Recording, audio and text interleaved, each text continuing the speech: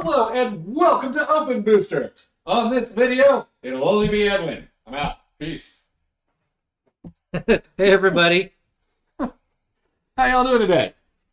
So we actually just got to do a couple games of Sorcery, and we thought it would be kind of cool to talk about it and how those games went and what we think. Correct. And we were just using pre-constructed decks, so nothing crazy. Yeah, I actually was using the fire deck, pre-constructed, and I wasn't playing with the straight-up sorcerer that comes in the beta kit, but I actually I'm not gonna switch to this one though. And what is your primary reason to switch to that? Well, the other one, he had an ability where you could tap and then you could do damage by removing creatures from your graveyard, equal to the actual what do you call the element affinity? Affinity. Yeah, according to the affinity that you have of the creatures in the graveyard. But I found I never used that ability. It was going to be a kill move. This guy I could actually just tap and not only draw Atlases, I can actually draw spells. Correct. So I feel this one would be a lot more useful, honestly. Yes, and this is the blink spell I was telling you about before. Yeah, there we go. I was playing with Earth, and I found out I can make a lot of rubble. Yeah. And then we learned that we can actually play on rubble. Because I made that mistake of saying we can't. So our first game went kind of slow because there was so much kind of rule checking that we had to do. Now Dan's played a bit more with Bob, yeah. Yeah, with his cousin. Yeah. But this was actually my first time actually getting to play, which is funny because with Magic, I got one starter deck with Magic and I played with my cousins. Yeah. And I eventually learned and eventually bought more. Now with Sorcery, I have an almost complete set of beta. And I haven't even played a game. This is my first game. Correct. I've been trying to. Well, time is always of an essence, right? Yeah. And it's hard to get time. So that's why I want that digital aspect as quickly as possible. So, anyways, my first impressions, I've got to say, is I am really impressed with this game because I'm really digging how the grid that you lay down really impacts what you do in the game. Yep. With my fire deck, he was taking over all these spaces with his earth as it was expanding out, and I kind of got boxed in, but we didn't even realize for a while that you could play on rubble. Yeah, I thought when rubbles were there, it was done. I thought I owned them. Yeah, I was wrong. So I got all boxed in for a little bit, but anyways, the way that I could only shoot fire certain directions, and I had to start thinking about. Yep. And so there was even a chess aspect where we're moving cards around and trying to a line for a shot and such. And you just never have that in Magic. No, right? And then you have the submerged creature, the burrowing sandworm that kept coming out. Yeah, because you got the air and you've got under the ground, or you could have just in the land. So yeah, that was a really cool aspect as well. And now also after playing one time with this red deck, I'm now thinking that I really want to splash air so I can put disenchants in there effectively. Correct. Because you brought out that catapult, and then and it was boom. If I could just remove that from the table, it would be way better. But I was having to react to it and kind of constantly work around it. Correct. And since I had no artifact kind of removal, I had no way to get it off the table. Yep. That was actually the fact that I could shoot and then move and then move, then shoot. Yeah. On the next turn. Yeah. But yeah, that was actually really, really awesome. And you actually have multiple different range units inside the elements. Yeah. So, but yeah, that was actually very cool. We learned about the grid part is actually the best part of this. The fact that you have a choice between the lands or you can actually choose here. So if you need actually more energy on the field, then you can actually go from here. Yeah, our first video that we made on Unhinged Magi, or one of the first ones, was the mana stack video. Correct. Where we talked about separating out your mana from all your spells, and then just being able to for magic and being able to draw from either one. We've talked about that for years, and so we made that video, and that's exactly what this is. Yeah, basically, yes. Yeah, so I feel Eric did a great job, choosing to separate those out. So mana screwing is out of it, and that's actually one thing I liked about Flesh and Blood. Flesh and Blood. They solved it by saying every card is is resource and action, right? Yep. So you can always play. There is something always to play. And so like I definitely liked having the ability to draw from one stack or the other. And there was times I was going for more board domination, and other times I just need a spell to throw at your face. Correct. Because I wanted to hit him in the face. Yeah, he had a hard time hitting him in his face because he only had his avatar out for casting. He Yeah. didn't have any other casters. Yeah. So yeah, like, and my mind is now like already spinning on all these ways I could start to change the deck around. But I feel like I need a few more games before I'm really gonna have like a sense of it. Correct. Let me see. Do you have the fire? Do you have the unique fire one that is a land and it's actually a caster? Probably. Oh, that's another thing. So notice how the sleeves for my atlases. Oh, you don't have it in here. Well, just that's the stand. This is just the fire deck that came in the kit. The atlases I've got like all have a gold back, and my other cards all have like a black back. Because I want to have them all sleeves so I can protect them, but I figured like they have different backs already, so I should like have different sleeves for each of them. Yeah. So I can really separate them out. Yeah, I think that's good too. But there's one that's a land that's a caster, right? So if you put that down, then you can actually cast from that zone. Yeah. So anything moving into that area would have to worry about that casting. Yeah. I love that land. That's one of my favorite lands for fire. Yeah.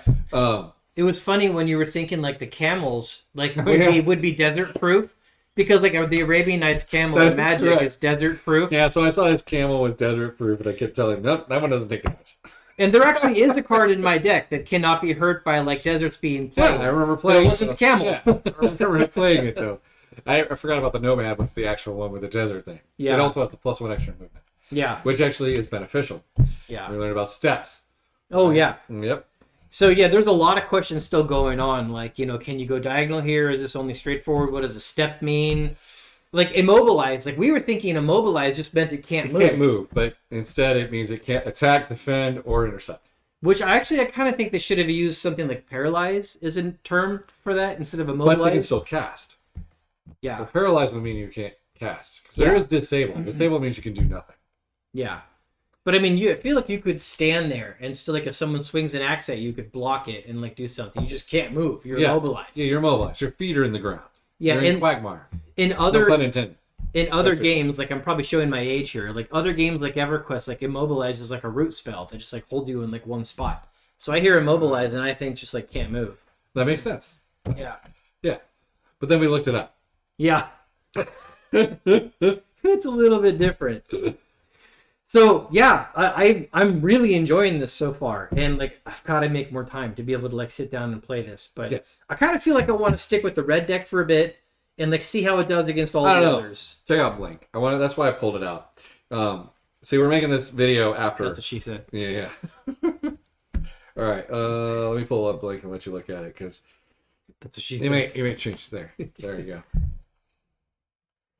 An ally teleports to a location that's nearby. Draw a card. So I love how it's a cantrip, and it's only 2, and has 1 affinity to a location. Okay, so the teleport and draw a card. So it replaces itself, and it's only 2. So yeah, that seems pretty good. That's pretty good, right? So And especially because it's like out of your hand. So it'd be like, it would be the element of surprise. yes, the element of surprise. You can still take actions after you've moved the character. Yeah, like you've already made all these board decisions picking where you want to put things. And then I'm like blink and I'm like move something and then like all the strategies just change. Yeah. And then it even replaces itself. Correct. That's pretty good. That's awesome. Yeah, right. That's not a an bad ordinary. card. So you can actually put 4 of these in your deck. Mm-hmm. That to me is one of the biggest ordinary cards. Yeah. Right. It has teleport too. So you can teleport. You like that one too, but it doesn't replace itself. Teleport an ally to the surface of a target site. So they specifically say surface. That's interesting. Because like you have like air creatures, ground, and then burrowed underneath. There's like 3. Like Magic just has like typically like ground and then flyers. They had initially. Yeah. Then they eventually did shadow and stuff. But Well, flying just meant you're not going to a specific location. That's the difference part. yeah. So I can be airborne over here.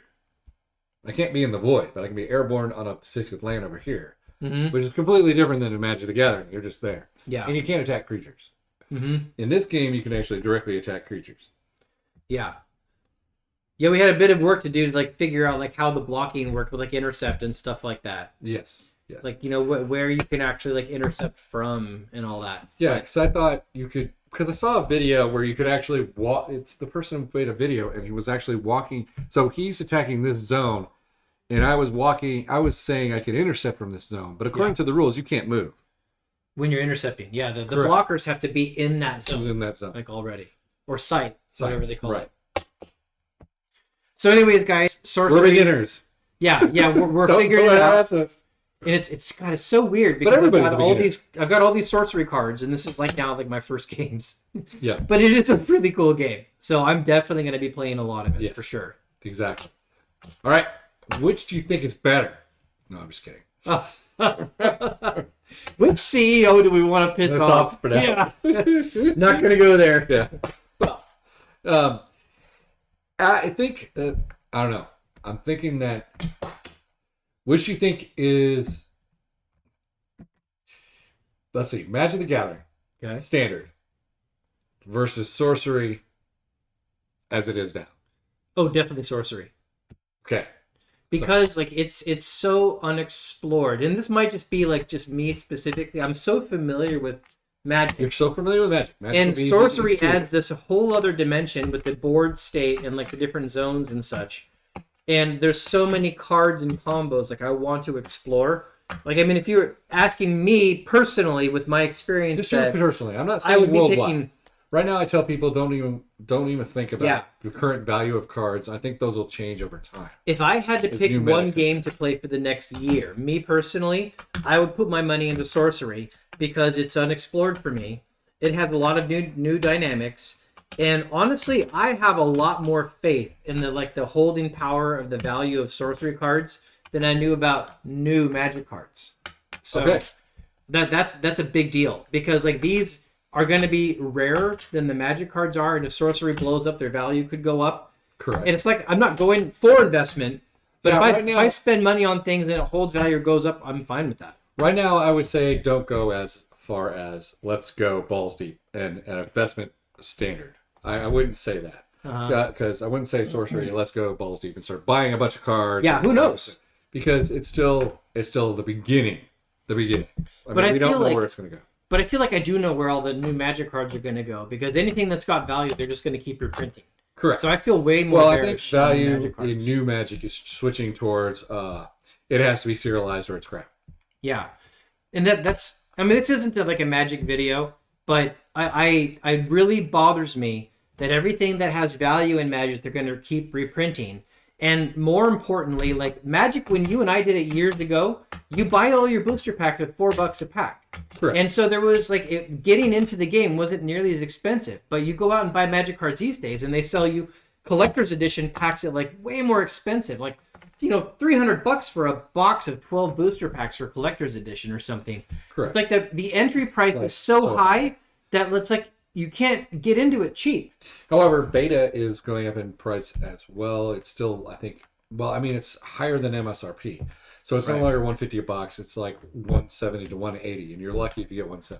But when they put it out initially, the boxes weren't crazy expensive initially. They're just Correct. going Initially. up now. Yes. He like Magic came out of the gate at like $300 a box for collectors, boxes, whatever. Yeah. These ones came out at like a more reasonable price, and people Correct. either bought it or they didn't. So Correct. I feel like Correct. that's very different. So, what do you think the best thing to do for sorcery to expand currently? Advertise probably. Just like I'm get thinking it like we're doing right now on video. Just to let people like know about it. Honestly. Yeah, true. I still want that digital aspect so freaking bad, so I can play more games and that kind of stuff. That would probably get the word out on it for sure. Yeah. I just hope he doesn't like go crazy with printing and like just print like ton of beta and then the next sets. Well, because like you want it to be a collectible at the same time. CCG matters. Correct. The thing I thought was going to happen was beta was going to be printed to, like, the alpha's out, here's beta, boom, let's have 200,000 boxes. I thought actually that was going to happen. I figured the box prices would be at 132, like at map. And you don't think they're going to do that at this point? Beta? Look, it's at 189 right now. They haven't actually changed anything. I mean, it's just like, yeah. I my assumption was that there was going to be a large print of beta, so it could expand. We're cheap, we're going to expand. Mm-hmm. But I'm not hearing that he's planning on doing a ton more print. Honestly. Yeah, so that's my confusion. I assume I made an assumption, and I would rather it not be a high print. Like that wouldn't make any sense. But I made an assumption that it would be a high print. Yeah. Because, everything else has been high printed as far as, we can tell. Yeah. Right? And so it made sense to be a high print, and then this would be just out there that you could play like, Munchkin. But it's not appearing to be that case at all. Yeah, I hope not. I don't want to see another Also, product overprinted. Exactly. Honestly. So I am looking forward to the future of this. If it can actually be that low print run and expand naturally and that kind of stuff. Yeah. But I still think digital aspect. This digital aspect would make this thing just go baller because it's, and I can play more games. so maybe I'm just thinking for myself. So I really want to hear what you guys think. Have you tried Sorcery as well? Do you like it? Are you excited about it? What do you think about it? Like in terms of like holding value and the game aspect? Please go ahead and reply below in the video. I really want to get your comments. Yeah, exactly. And do you think the board even matters? I know a lot of people know the board matters, the board state. Not just the creatures. Yeah. But it actually makes a new dynamic to that game. Yep. Okay. All right. Thanks, everybody. Talk to y'all real soon.